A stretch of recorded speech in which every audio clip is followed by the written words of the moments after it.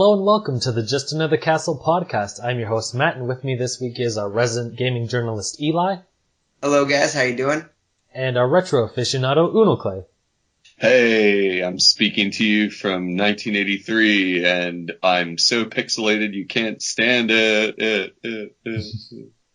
I half expected you to play recording because I heard someone fiddling with something in the background. I'm like, is he trying to prepare something really quickly? He's like, oh crap! That was the sound, but it is retro. I am cleaning out the inside of an N64 Rumble pack that like a battery exploded inside of. I'm not even kidding. You heard there. There's like battery acid all over the inside of this casing, and I think it's dead, but I'm giving it the old white vinegar and Q-tip treatment right now to see if we can get some rumbles out of my that GoldenEye 007 game later on. So retro. Can you buy a new one for like $10 or something, or are they expensive? I don't know. They're probably cheap. It's just the one I had since it's a launch day, like Rumble pack or something to that effect. So, the nostalgia. Plus I like fixing things. So it's neat to see if you can revive stuff when it's like broken. So at least I find that anyway. So we'll see. I'll report back next week. I'll let you know if I'm rumbling in style or if I'm grumbling without a smile. Okay. So, good stuff. There's my catchphrase. There we go. Praise of the week. So we're going to start with information first rather than what we've been playing. Plus, I don't think we really played too much new, and there's more information, or there's more interesting things to talk about right now. One little announcement is, for Unoclay at least, there's going to be a new SteamWorld project coming in this year, 2017, and apparently we're going to get more info in March at PAX East, so look out for that. I really like the first SteamWorld Dig game, and obviously they're doing a bunch of different stuff, but it'll be cool to see what else they do with that franchise. They didn't hint if they're going to go back to basics and do like the Dig style again. No, they didn't say anything. I kind of think they won't for at least another game. But I guess we'll see. Right on. No, go on. Nope, I said cool. That's it. Oh, okay.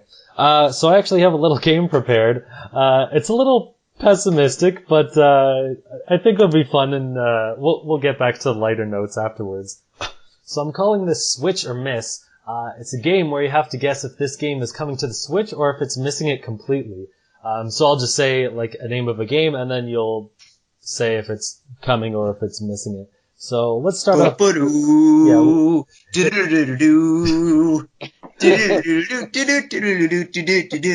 or miss. Switch or miss. No, we need an audience. It's a game. So like Matt will say the game, and then the audience will chime in. Switch or miss.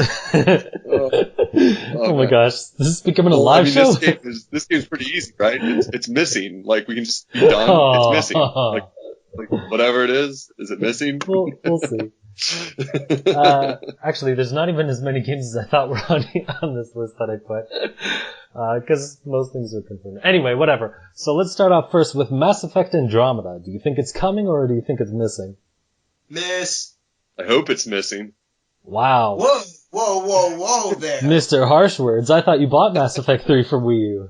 Or was that I fell asleep half the time. I'm walking around in some giant space station falling asleep with a controller in my hand. Well, in my opinion, the third Mass Effect game is the worst of the bunch, and it's a terrible one to start with. Like, out of all, like, you should probably, I think you can start with one, and it would be the best way, and then play through all three. Starting with the second one is still acceptable, because the second one's the best one, in my opinion. But just starting from the third game, the worst one, without any context, I mean, Clay, you're hurting yourself there. I hear ya. Yeah, I wish it would come to the Switch, but I'm gonna bet it's missing it. I'd give it another shot. I'd frickin' buy a game I know I probably won't like just to support a third party on the Switch. But Matt, is it missing us? It is missing. So I was gonna say, wow, you're bad. No, but EA actually came out recently and said what was going on, or one of the people on the team anyway. They said they're not gonna do it unless they what was the exact phrase? Crap, I didn't write it down. Basically, unless there's enough interest, which to me translate it has to sell like hotcakes, and everyone has to be screaming for it for them to do anything. But I don't So think am I either way is going to cheating happen. for reading these articles already? Like, Yeah, possibly. I guess it's half more for Unoclay, but whatever. It's interesting. So Persona 5, do you think it's coming or not?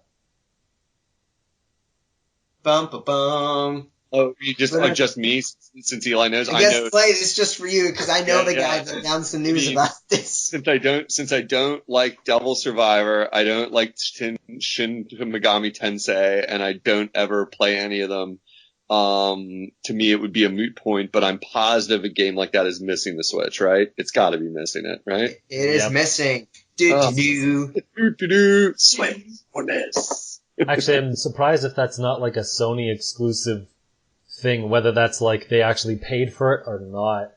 It might be one of those weird IP where it's just like it technically is third party and they could do what they want, but they just happen to stick with Sony. I don't know. Well, yeah, I know there's something like that with Nintendo. They can put it elsewhere if they want. I mean, they made Persona Q on the 3DS. Oh. But, the game started development on the PS3. It's been in development for a long time. And then they decided to put it on the PS4, understandably so. Originally it was just supposed to be a PS3 game, I think. So it would make sense that, it would just add a bunch of development time on a new console that's low install base. All of their big Persona fans have a PlayStation anyway, or will buy a system for it. I mean, Persona 4 sold almost 1 million units on Vita, for heaven's sake. So, they don't need it on the Switch. Yeah. Sorry. That's what they think. Wait till they see how well it sells. I'm just kidding. Is Persona technically like an RPG, just like the other games I mentioned? Like, is there a significant difference to it? The additional element is that there's also a life simulator. So the way I played through all the way through 4, and that's the only Persona game. Or I played Persona Q2, but that one's kind of different. So 4 is the only mainline one I played, so I'm just speaking from that game. But the way it would work is during the day, it'd be like a life simulator. So you'd go to school, you'd go to extracurricular activities, you'd make friends with people, you'd court a girl and to make a girlfriend. You'd complete side quests during the day. And then at night, you'd go into a dungeon.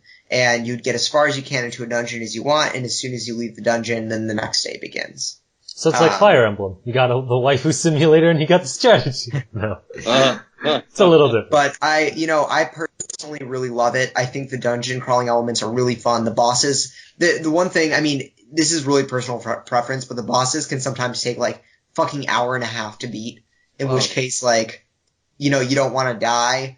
Literal? Are you being completely literal when you say an hour and a half, or is it? Oh yeah, I'm not. Tokyo Mirage Sessions, there were which is a lot like Persona. Aside, it didn't really have the day elements, but the dungeon design was very similar to a real Persona game. Yeah, I mean, those bosses take an hour, sometimes. Wow. Does that include dying, or is it just like you playing an hour and a half just to kill it? No, it's just like you playing, because they're not particularly difficult. Usually you'll die once or twice and then figure out how to do it, and then you're just trying to stay alive.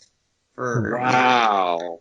I don't know if that would work for me, because I was really into Monster Hunter Tri, and I kind of played way too much of it, and then I wasn't interested at all in Monster Hunter 4, because I was like, it's the same thing again. And the boss fights are famously half an hour, 40 minutes. And that would I loved it. I mean, I loved it, but it tested my patience sometimes. I was like, wow, I don't know, 45 freaking minutes to fight this boss. Seriously, I have a life here, people. But, wow, it's crazy. Yeah. I mean, it's super fun, I think, because just the way it's structured, it'd be one of those things where right when you might be starting to get tired of the day-to-day elements, like Life Simulator, you move right away into the dungeons part, and then back and forth. The second you really kind of start getting tired of that, you move back to the Life Sim stuff. Okay, so I'm getting too much off topic, but so yeah. So the next game is Yakuza 0. It is similar to Grand Theft Auto, but instead it's the Japanese mafia. Hence, I mean, is this a game. joke? Are we supposed to actually think this is going to be on Switch? Hey, remember Devil's Third showed up on Wii U? Bayonetta 2 and 1 showed up on Wii U, Plenty of... All right. Grand Theft Auto appeared on the DS, for crap's sakes. Okay, I'm sorry. There are funny things that could happen. This is totally Eli, don't not even. coming. to the Switch. Sorry, I'm not even. See, Matt was trying to dissuade you. Like, you were on the right path, being like, why would this game ever come to the Switch? And then Matt's like, no, man, I'm going to try to get for you to get this wrong. Totally could, but the second you say it's Grand Theft Auto-like, I'm like, the discussion's over. I mean, a giant open world game that isn't going to be Zelda. You know, I mean, it sounds great, but it sounds way too Japanese when you talk about Yakuza and stuff like that for it to be like something on Switch that we wouldn't know about or be really talked about already. So I'm gonna definitely say miss, and you can't trick me with your crazy mouth. You're correct. I think I should have come at this from the developer angle. I forget who makes Yakuza, but maybe I should have said like, oh, well, this company makes it and they've done Nintendo stuff. Yeah. Failure. And the last game is Rime. So this was an indie. Wow, I can't speak. Rime is an independent game that Sony had for a little bit, and there have been some things that have going on. But you know, not every indie game comes to Nintendo systems. Some still end up staying exclusive. No Man's Sky, for instance. So, what do you make of Rime? Huh. I don't know. Does Eli, do you know the answer to this one? Yeah, He probably I do. does. Sorry. You do? I haven't heard of this one. This is the only one where I've never heard of it at all. Like, or like, cause I think like one of the other ones you said, at least there was definitely like some kind of kerfuffle over it. Like, I think like Mass Effect that people were like talking about it. It's not coming. I mean, I feel like you would have to trick us and switch it back. Otherwise, no, wait. Your sense of humor is that switch or miss is going to be all miss because you want to make fun of how bleak it looks already for third parties, because that is definitely one of your favorite topics. So I think you'd probably then therefore make a list of 4 games that are all missing. But knowing that you know that I might say that, you may have thrown in a hit at this point. And so I'm going to say it's going to miss. It's missing. Nope, it's coming. No, it's still amazing, like your mindset of how I'm gonna try to trick you over. So I did set it up to where I was gonna put Rime in the middle, but for whatever reason I decided to put it at the end. And no, that was funny. You were gonna say you like? Yeah, I mean, Rime was a game. It was announced at Gamescom. It was by Tequila Works, I think, and it's kind of was supposed to be a big game exclusive for PlayStation. There was a falling out, and now I think they're self-publishing it, and it's coming to Xbox and the Switch, as well as PC. Yep. So. But don't worry about, you know, a lot of games are coming, but don't worry, RC Maniacs has plans on shipping 17 games in 2016, and 6 to 9 of them are on the Switch, and that's not even publishing, that's developing themselves. With classic games like Block Drop U, Don't Crash, and Skeezy under their belt, you just know you're getting quality. And Circle Entertainment is also looking into Switch development. You haven't heard of them either, but they're one step above RC Maniacs, they at least have art. So, I mean, one thing I'm hoping for with the Switch is that that they make it more indie compatible. Everyone talked about how the Wii U is, you know, super easy to develop for, or the fans were saying this, and there's so many indie games, it must be super easy to develop for. But I've talked to a lot of indie developers who said that they underestimated how difficult it was to develop on the Wii U and couldn't get their games running. A lot of these Kickstarters that were canceled, what would happen, and I've heard now several stories of this, is that a developer would try to get their game would be built in HTML5. Mm-hmm. The Wii U supports HTML5. They think it's an easy port, so they announce the title. They then can't get it running. And then I've heard companies trying to get other companies that have been successful on the Wii U to port it over. So other companies have tried to port it over, find out that, for some reason it's not being able to be ported over. The Wii U just can't run it, and it would require a complete rebuild from the ground up to make it specially able to run on the Wii U the way it is. Obviously not worth the money for most indie developers, which is why these games got canceled. I think Undertale runs on Game Maker, and that's why I don't think it's coming to Wii U, just because it's a really weird...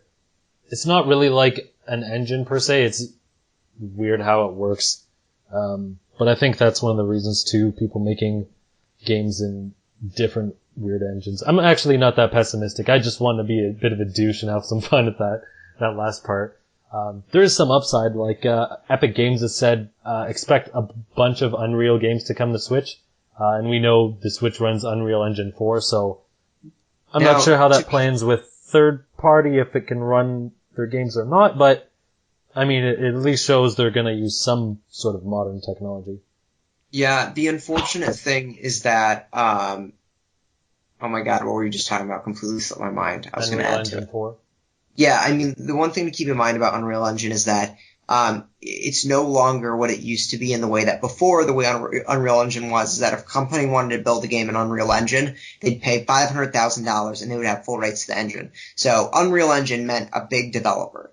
Now, it's licensed by the month and a percentage of your fees. I think it's something like 10% of revenue plus $30 a month. It's like super cheap. So by saying a lot of Unreal Engine games are coming, that's a little bit disingenuous because, Joe Schmo in their mother's basement can make an Unreal Engine game now. Sure. And there's a bunch of, the game earlier that was announced for Switch, oh my gosh, based off the book that we talked about that blew everyone's mind. Oh my gosh. The one with the kid with the dog?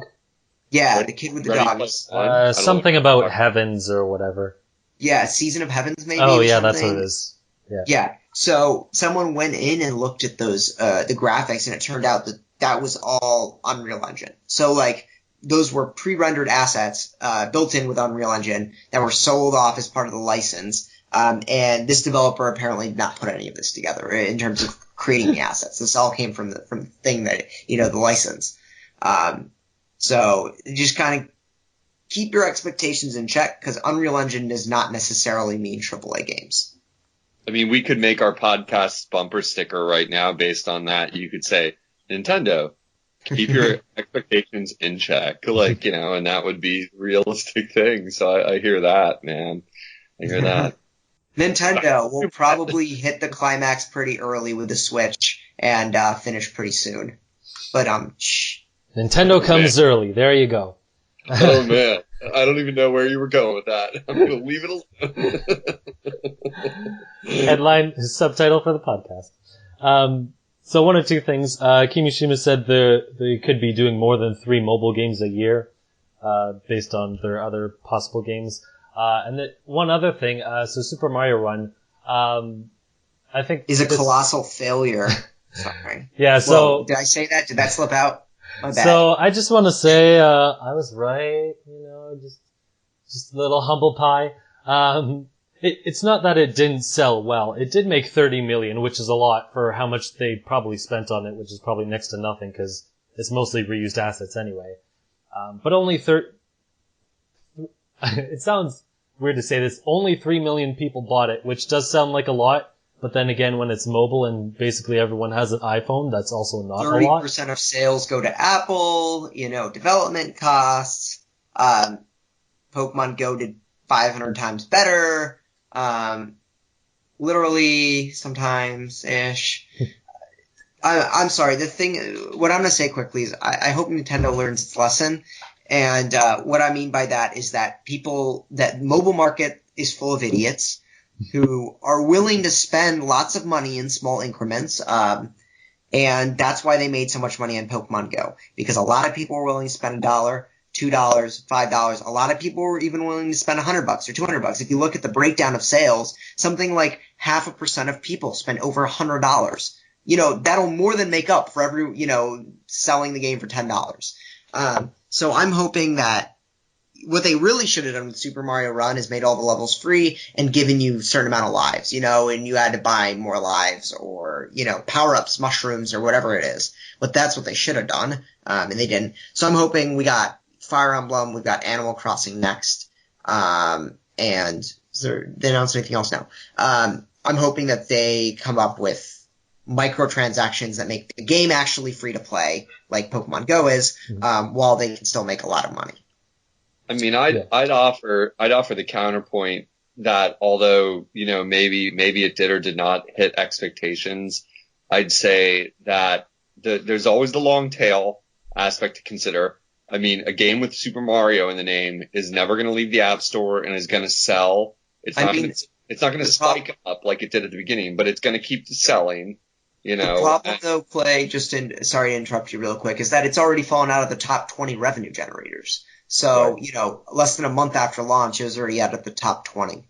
Right. But it's also a placeholder for Nintendo to establish a footprint on iPhones, get people aware of it. I mean, there's other tertiary benefits. And I mean, the other thing I'd say in response is and you guys were kind of laughing about it, it does sound funny to say only 20 million went in their pockets and like that. But and even if it cost them $5 million to make it, who knows? I don't know that we're in a position to be sneezing at $15 million profit, on anything. I mean, I have no conception. I think we're spitballing here to imagine we know what it costs to develop it. It could be anything from $500,000 to $20 million to develop it. I have no clue. Definitely not $20 million. Right, I know, but I'm saying, you're saying, but if you get 500% return on something, which, if they spent, I don't know, $4 million to make it and they got 500% return on it, that's insane. I don't know, just saying, I mean, I don't think the return on a lot of AAA things that go into big budgets necessarily can aspire to that kind of profit margins. And that's why a lot of games, end up getting razzed because it's wow, they only sold 1 million, but it took them 5 years to make it, Clay, so they ended up even in losing. I don't know, what I would argue back though in Super Mario Run is that this is their first Mario game on mobile. They're never going to have another first Mario game on mobile. This was their chance, their biggest release, and we saw that by the download numbers. I don't know what the 90 million downloads. 90 million downloads. It probably would have been more if it was free. And the sheer number of people that downloaded the game is never going to happen again. The second time is going to have less. So you're right. On percentage of return, they may have made a 500% return. That's completely possible. But in absolute terms, it's unfortunate because I think they missed their chance to make the most money they could have made.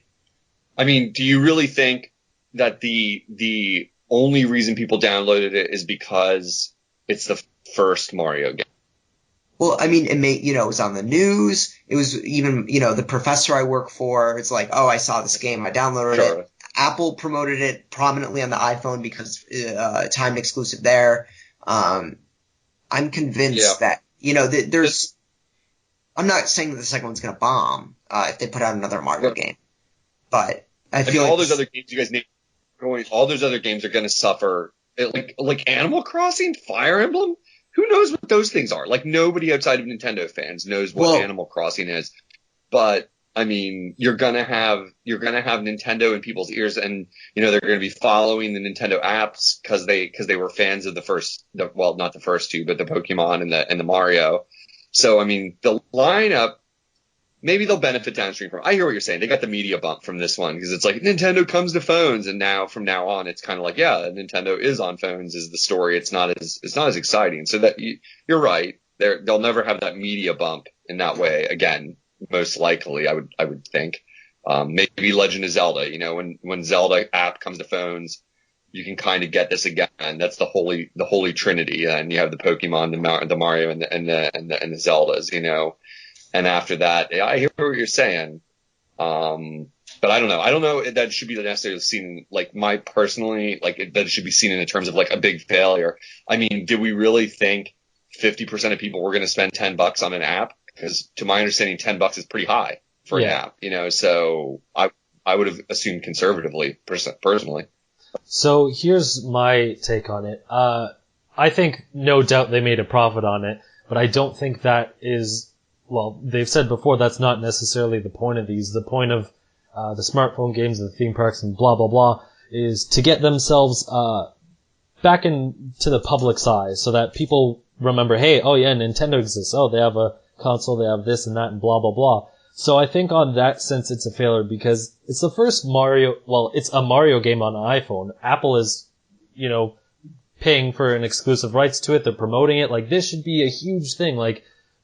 This should have been a phenomenon, probably not as big as Pokemon Go because the game doesn't work as the same, and I don't think it would be able to garner that type of attention, but it should have still been a big phenomenon to get people to know, Nintendo's here and they're alive, blah, blah, blah. But unfortunately that was the case, and I think in that sense, it was a failure because, to be honest, like, the people who probably bought this game are most likely just Nintendo fans. Like, 3 million, like, the Wii U has 13 million sold? Like, that could easily all just be fans. So I think instead of doing the $10 price tag, and I know they don't like microtransactions, is because you're working with this market, you should structure your game to fit that market. Not like Square Enix where they're like, here's a Final Fantasy game from 20 years ago, we're going to charge $15 for it, even though you used to free games. It's like, okay, well, that's not going to work. So I think what they could have done is, the first world is free, including the castle, but every other world after that is either $1 or $2. So you have the microtransaction, tier to it where, oh, this only costs a small amount of money. I'll buy that for $1. But then by the time you spend the money through it, you paid like the $5 or the $10. So you still get the money in the end, but there's a lower barrier to entry. And I think that's what turned a lot of people off. Like, oh, $10. I'm not paying $10 for that. Whereas you could go, oh, $1 for a whole world. Yeah, sure. Maybe I'll pick that up. So I think that's kind of where, they dropped the ball. And apparently Eli seems to agree because I wrote like a thesis paper, on one of their articles on Nintendo Enthusiast, and I saw later he liked the post. So that was funny. Nice. Are you contributing over there right now, Shmuga? Are you just commenting right now? Because I know I saw your model, Eli, is that you guys can accept authorship from outside people. Does that matter? Are you writing over there now? No, I was writing a comment. I should make comments into articles because there's longest articles anyway. Yeah, pretty much. Yeah, and I mean, we'll put good, just to do a quick plug, enthusiast.gg. You can put your articles up, and if it's good, we'll share it on our social media page, which has 33,000 followers. So that's a pretty wide reach. If you have a good headline, good body text, we'll be happy to share your stuff. What if I just have a good body? Does that help? Awesome. Yeah, we just really want your picks, You heard it here first. Enthusiast GG wants your picks, people. Yeah, I just was curious because you say you're writing like novel-sized stuff. I'm like, wait a second, like I want to hear about this. What one of my co-hosts is writing again. I haven't been doing too much blogging myself lately, so I'm always excited to hear someone's getting back into it. So. Well, neato. Well, we can agree to disagree there. I think you guys are more tuned into the whole app reaction universe. At the same time, sometimes I think to comment on, this is like meta commenting on our own comments. Sometimes I think that you guys tend to see anything other than like smashing success as you tend to paint it a little darker than I tend to see it. So I just like to give a little like a little push back in that direction. I'm like, well, but you're probably right. You're probably right on this one. They probably could have done better. They probably wanted it to do better. So I would totally grant that at the very least. So I think the game is really well designed, and I think it has a decent amount of content in it. I just think that their goal with what they're trying to do, this didn't serve the purpose that they were originally intending. That's all. Like, they want to get popularity back like they were back in the NES days, with all these different avenues, and it just didn't hit the mark, and I think that's just because of some poor decisions on their part. Not necessarily like oh man, this Mario game on iPhone didn't sell, they're gonna be dead tomorrow. Like, just things they could do better on. But yeah, and I mean, I think the bigger thing is that I hope that they learn their lesson. They had pretty high expectations. Some of what we saw, those estimates going in after it was first revealed, people were estimating 500 million downloads. Oh my gosh. So I think it's more of like, obviously that was crazy by any standards. It would have never done as well as Pokemon, but I think it's just good for them to take a look at it and not repeat the same strategy, is really what to do. And, I've got hope, because if you look at Fire Emblem's DLC, I really don't know the sales numbers on that. Nintendo hasn't talked about it, but their DLC was like $2.99 for a map pack, for 4 maps, $2.99. So, I think that they're going to know what they're doing with Fire Emblem. Any other? Can we do maybe like 2 or 3 predictions a person for this Friday's presentation? Sure. One little other prediction I want to do beforehand. So this one is even more interesting. Well, maybe not more interesting, but whatever. I think it's interesting. Zelda's release date has been going back and forth all over the place. Koro says spring. Lower K Dale says it could be spring or March. No one knows when the heck is coming out. I thought it'd be fun to just kind of guess what date or what month you think Zelda will finally come out. Will it be a launch game or a launch month game, or will it be somewhere later in the year?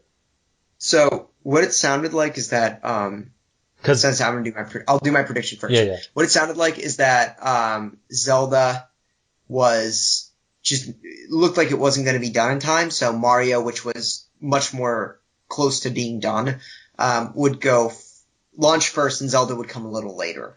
I think that has since been switched. And I think that Zelda's going to come.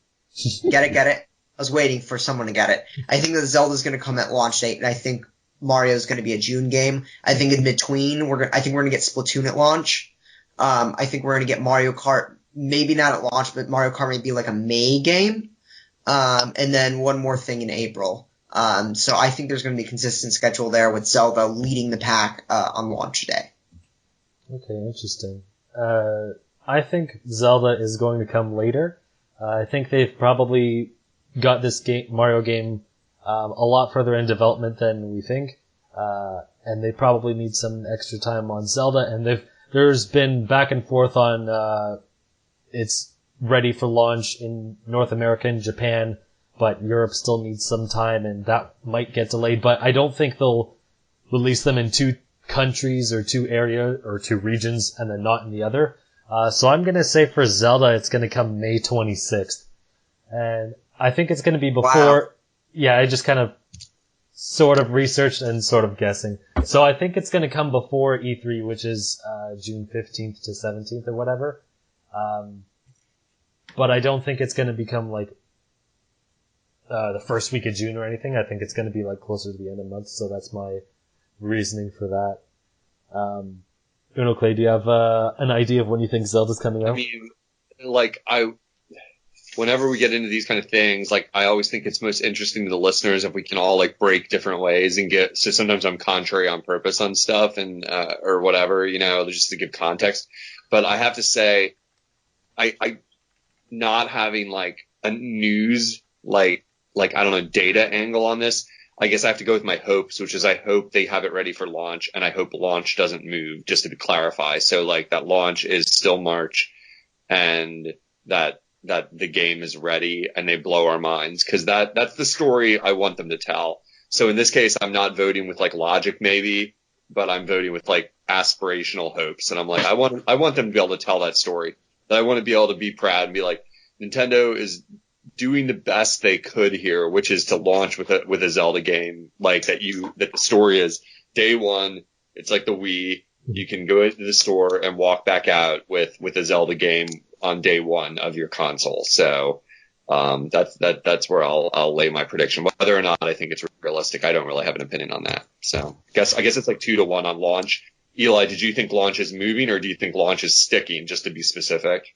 What do you mean? Like, do you think it's going to remain in March, or do you think... Like, yeah. No, I think it's going to be out on launch day. And plus the promotional materials that we've been seeing all have Zelda on it. I think that if Mario was a launch game, they would have made it more prominent in the promotional materials too. Right. Although to be contrary, with Mario, you can, like, anytime drop him into anything if you're Nintendo. That, you know what I mean? Like, they're like, it's almost like duh, but I agree with you ultimately. I think my read on that is the same. We don't know anything yet. Everything's going to change on Thursday. There's going to be a lot more data on what we know and what's going to happen, but the way they presented Mario was like a couple shots, and it doesn't feel like get ready. You know what I mean? And they're definitely going to want to do the thing where they split up their biggest games. They're not going to launch with Zelda and Pokemon Stars and Mario, whatever. all at once. They're going to split them up so that there's a longer like trail of games to look forward to, and so I kind of agree with that. So yeah, I think it's me and Eli versus you, Matt, on this one. I guess we'll have to see next week, and if Mike drops in, maybe we'll have a tie. So who knows? Okay. Those are some good reasons, but I think going back to the promotional materials for a second, I'm not surprised that they put Zelda out there because it's the only thing confirmed for the Switch. So I don't think we would be seeing we're not even seeing promo material for anything else. For things that are coming that are supposedly coming to Switch anyway, that are probably launched. So, it could just be that they're holding off until after this event and then they'll put out stuff because they know it'll leak if they put, promo materials out there and then Nintendo will get pissed at them and whatnot. But, still good arguments. So yeah, now you want to go to, predicting what the presentation is or? Yeah, okay. So I have a few things here. I think that we're gonna find out the release date, price. Obviously, we're just 2 months out. I think that you're gonna be able to pre-order the system the next day. I think that they're gonna show at least 5 multi-platform games that are AAA, and at least 3 third-party, at least time exclusives. And what I mean by that, I think we might see Beyond Good and Evil 2. I think we might see, a Sega game as one of the multi-platform games, Dragon Quest.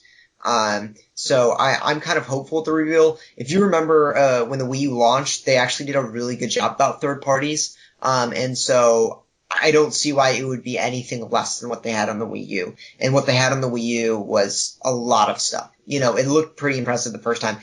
Hindsight is 2020. A lot of people are like, bad third party support. But remembering how I reacted to the Wii U presentation, I was excited about third-party support. You had EA, you had Activision, you had,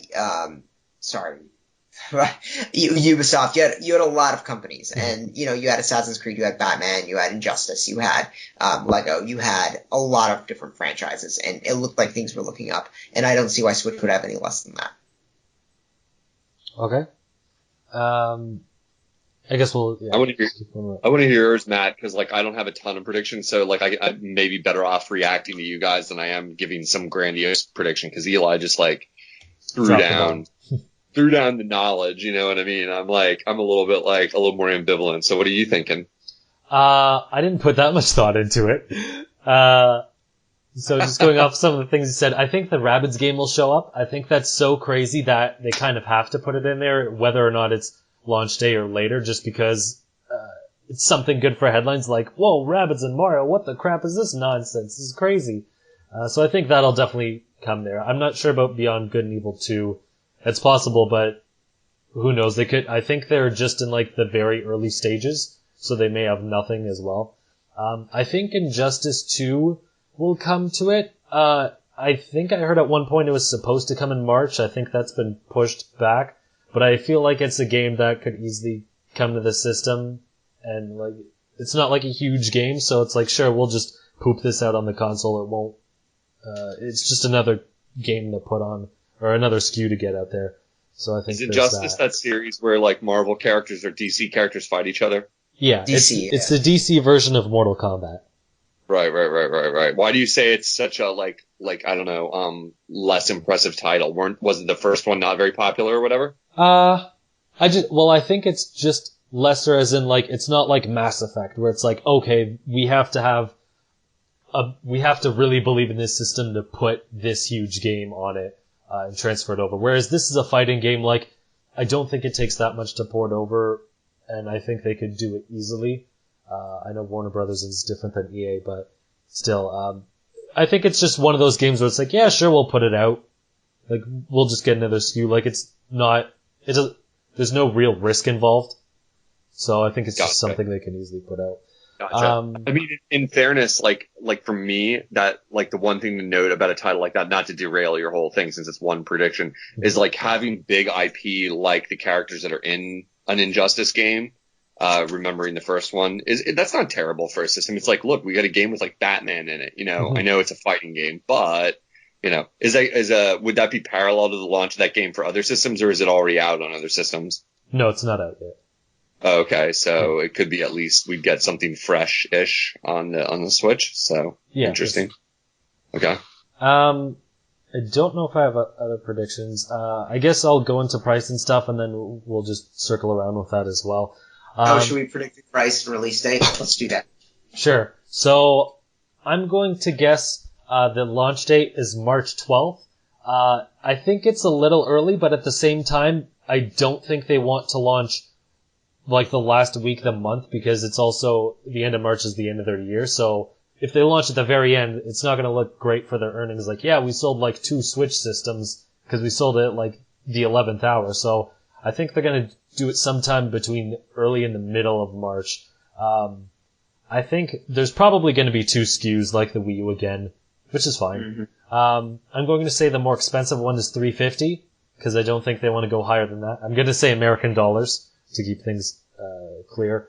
And I think the smaller SKU, as much as I would like $250, it's probably going to be like $279. I don't know about 300, but I'm going to go in the middle and say 279. Yeah, I don't know. If I had a sound effect board, I'd like make a booing, like horrified sound effect at that point, just 'cause, like what everyone's going to do. But you know, I'm going to guess, if you allow me to go next, Clay. I'm going to guess 17th for the date. I think that Friday is better than a Sunday. Sorry. Mm-hmm. Friday. I looked at the Wii U's launch date and I saw it was Sunday, so I'm like, okay, what's the Sunday? It was. Well, if you remember, I don't know how common that is or not. If you remember, Nintendo had a time period where it was doing Sunday releases, so it went Tuesdays like everyone else. Mm-hmm. Then they started doing Sunday releases, and now I think they're doing like Fridays now, like their day. Yeah. So I'm guessing the 17th, which is the Friday after what Matt said. And my guess is that the lower SKU is going to be $249 and the upper SKU is going to be $299. I think the upper SKU might have a Pro Controller packed in, and maybe like some sort of digital good or a game or something. But I think the Pro Controller is what's going to make the 300 bundle the 300 bundle. The reason I think it's going to be $249, not $300, is number one, I think Nintendo knows it needs a good price. And number two, I don't think the hardware specs need to be that much higher. If it's going to be like a Shield TV, the Shield sell for like $149 now. It's even like a little more powerful than that, like, okay, $249. But I can't see I can see a 300 like that. I would not be surprised if it was 300, but I think $249 fits the specs better. Yeah. Totally agree. I just am not as confident in Nintendo's pricing as that. But, I'm sure they also learned from the Wii U pricing too expensive, because the Wii U was, they charged too much, and the 3DS they charged too much, and they had to cut the price of the 3DS, and with Wii U they just they stuck with it and just put more games in it to try to offload the tablet costs.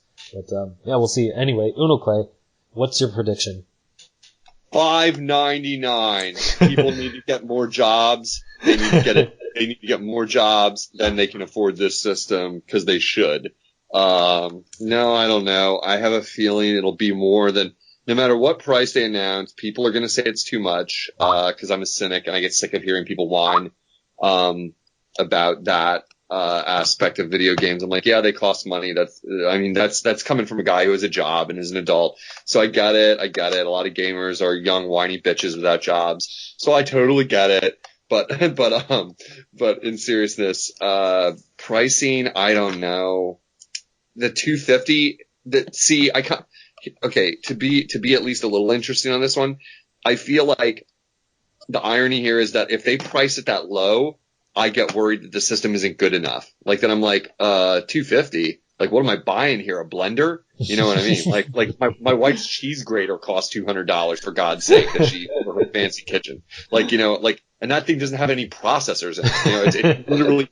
It's literally a fancy vegetable grater that she got for Christmas a couple years ago. And I was like, we paid what for a freaking vegetable slicer? You know what I mean? But she does make great food. So that got that going for us here. But on, sticking to the video games, I don't know. So if it's like $250, it feels a little low to me. I'm like, well, is this a full next gen console? So I'd go $299. Would be more my guess, something like that. Although, Clay, here's the one compromise. The Xbox One right now sells for $249, the original model. PS4 you can get for $299 on sale for $249. So I push back a little bit against it not being a next gen console, just for the reason that you can get an Xbox One and PS4 for that price. And it is a handheld too. That's the way people see it. So I think a handheld at $249 doesn't seem so bad. Right. I mean, it gets tricky because people also have their like view of what they'll pay for a smaller device skewed because of telephones.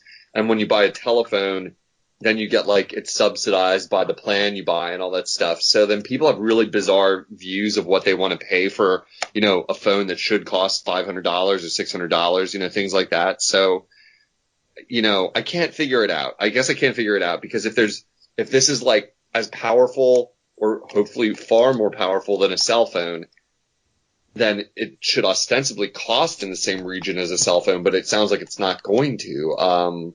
I don't know. I know they're apples and oranges to some degrees because of what they're doing under the hood, but I'll go. I don't know. I'll go like $289.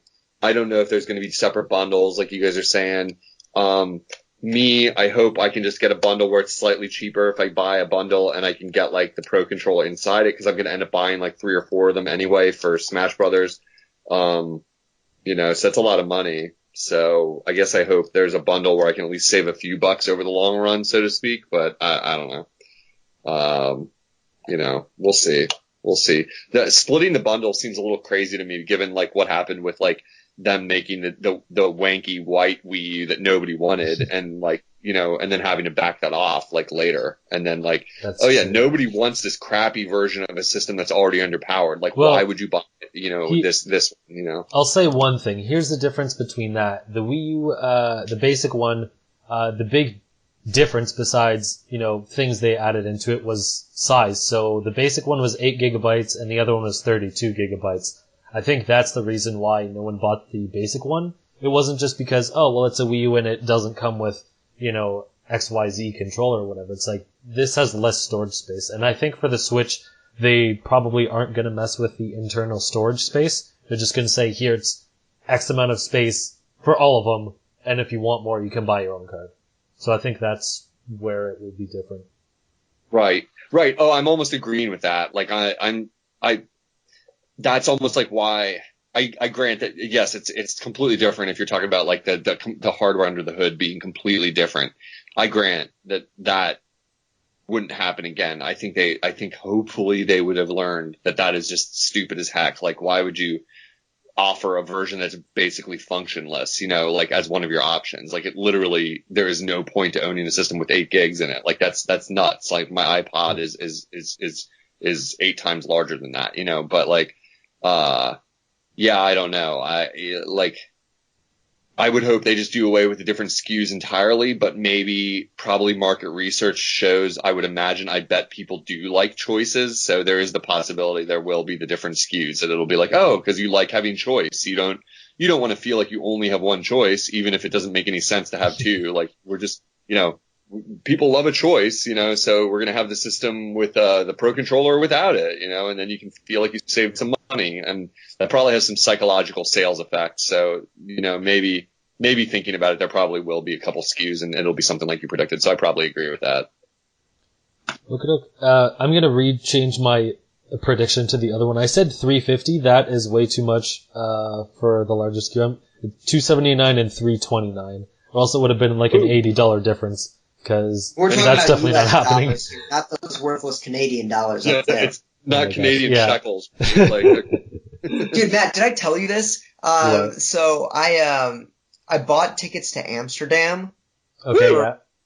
$350 round trip because I'm flying out of Toronto and your currency is worthless. Man, smacking the Canadians around. Oh, No. I profited off of it. Thank you, Matt. Thank you. I have a round trip to Europe for the price of a Nintendo Switch. I hate you. Plus, he's totally going to Amsterdam. Wink, wink, nudge, nudge. Sweet. Yeah. It's totally educational, right? Am I right? It's the Colorado of Europe, if you will. Yeah, dude. Amsterdam's beautiful. You'll love it. I was there already. It's awesome. It's super great. We'll have to talk about that. I was actually there 2 years ago with my parents. So obviously with my parents, it limited my capabilities. But this time I'm going alone. You were so up in that red light district and the coffee shops. You were like, Mom, Dad, am I right? This is awesome. And your mom's like, yeah. Totally. Wow, I can't imagine it. How fun. I bet you spent a lot of time at the Van Gogh Museum just like looking at paintings and doing nothing else the whole time. But how cool. Well, that's neat. This is so Nintendo related, guys. Awesome. Injecting some life in the podcast. I guess one last thing. Is there one thing you want to see them do in this presentation or think they will do? I guess I forgot this other thing too. This is going to be a weird presentation because it's not like they're saying, oh, this is a direct, we'll just live stream a pre-recorded direct. This is like an actual live stream, like Kimishima's speaking Japanese and they have like some English guy doing subs for it. So yeah. I'm wondering how this thing even plays out. Like, where is this being held? Like, how is this working? I think, are they going to have an audience? I think that they might have an audience, right? They might. I mean, why else would they need to live stream it? Yeah. And it's not a direct. Yeah. And then the next day they're going to have the treehouse. So, yeah. So one thing we'd like to see is your question? Yeah, one thing you think they'll do or you'd want to see. Okay, the one thing I want, Nintendo, listen to me right now. If you haven't developed it, fine. You have 3 days. What I want is an achievement system, okay? That's the one thing you can give me to make sure that I play Skyrim on your console or play whatever the hell else you bring to your console as a third-party title, okay? Because otherwise, I will buy it for the PS4. I like trophies, okay? And a lot of us like to be given arbitrary things for stupid things that we do, okay? I'm a millennial. I like my trophies, okay? You like your pointless achievements. I like my pointless achievements. I like my participation trophies, okay, Nintendo? Because I was raised this way. So, but in all seriousness, like, if there aren't any achievements, I'll be buying my third-party games on the PS4, and if there are, I'll buy them on the Switch. That's literally the only thing that'll decide it for me, so please, Nintendo, please.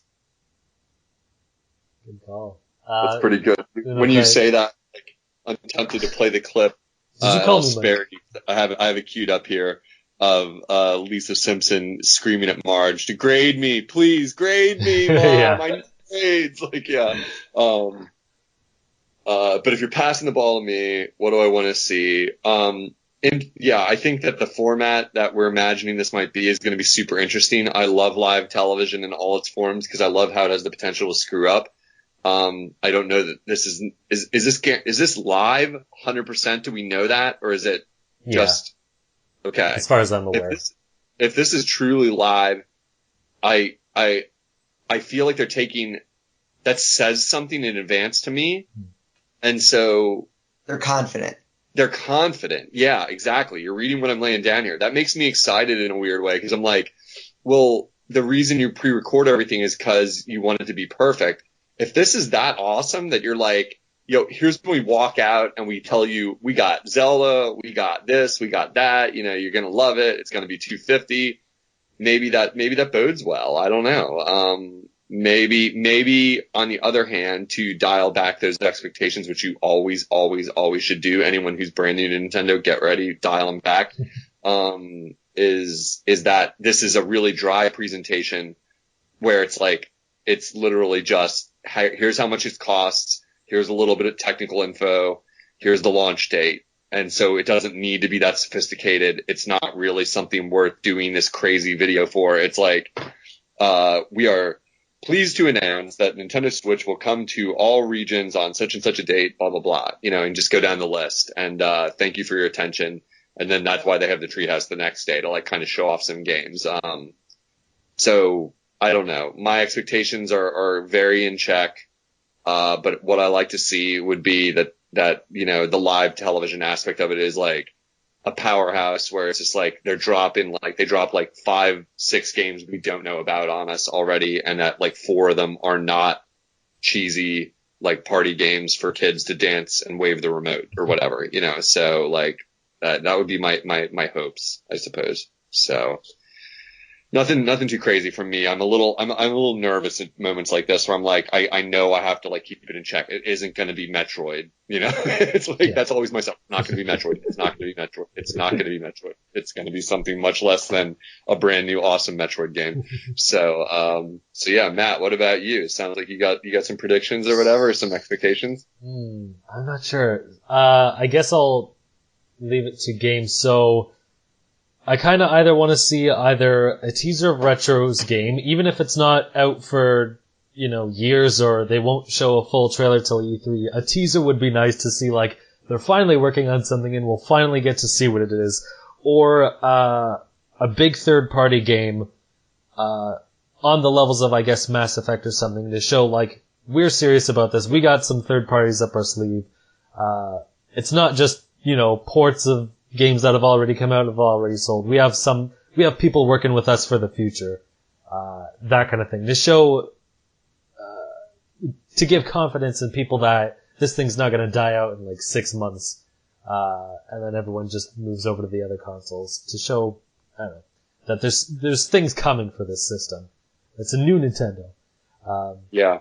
But I also want them to blow this out of the water and make this, is not interesting. I don't know. As much as a popular, wow, I can't speak. As popular as a hit is the Switch trailer, where it has, I don't know, like 20 million views or something, where everyone's talking about it and getting interested. I hope that they are able to do that with this presentation, because everything's, weighing in on this one presentation, because after that it's just going to be talking about these games and whatnot. So I hope they hit it out the park with this. Yeah, I hope like that they have specs that they want to drop on us that are going to make people excited, because I don't give a crap about that stuff as long as the system is easy to develop for and that it's up to snuff with, like, what people want to see. Because I tend not to get all fired up with that stuff, but people, I notice a lot of people do get really fired up about what they think about, like, the specs.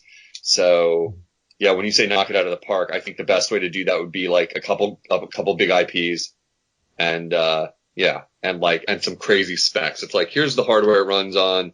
The rumors you've heard are true, then they show us Metroid, like Dread in virtual reality on the virtual reality player we didn't know about. And you're so excited, you're so happy, and it's exactly what you always wanted, Nintendo. And wait, I'm not keeping myself in check. Self, it's going to just be very dry, and they're going to tell you Zelda's being delayed. So keep it in check. Anyhow, yeah. I like the mix we have here, because it's kind of like Eli just came throwing grenades, like what he wants to see. I think Eli has the greatest potential of being disappointed here.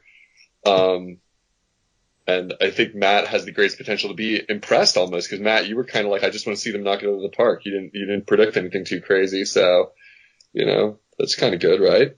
Well, it's hard to knock something out of the park too, to be fair. It is. I mean, yeah, maybe I have the best chance of being like happy, because I'm just kind of like, as long as they don't like screw it up so bad, and they're like, I know what you guys wanted.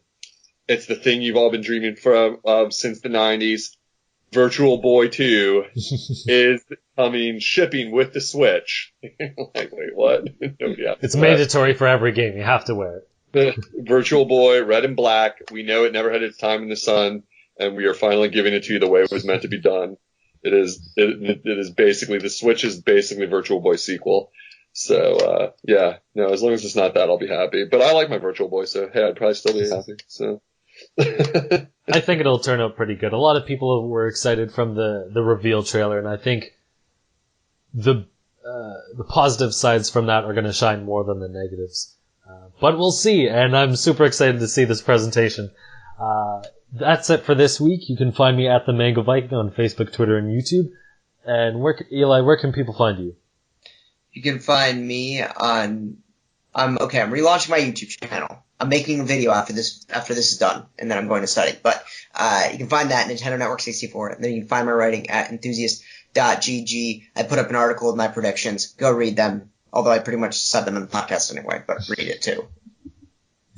And Unoclay, what about you? I'm really not doing a whole lot on the internet these days other than working for my day job, which has nothing to do with video games. But I still do post over at my IGN.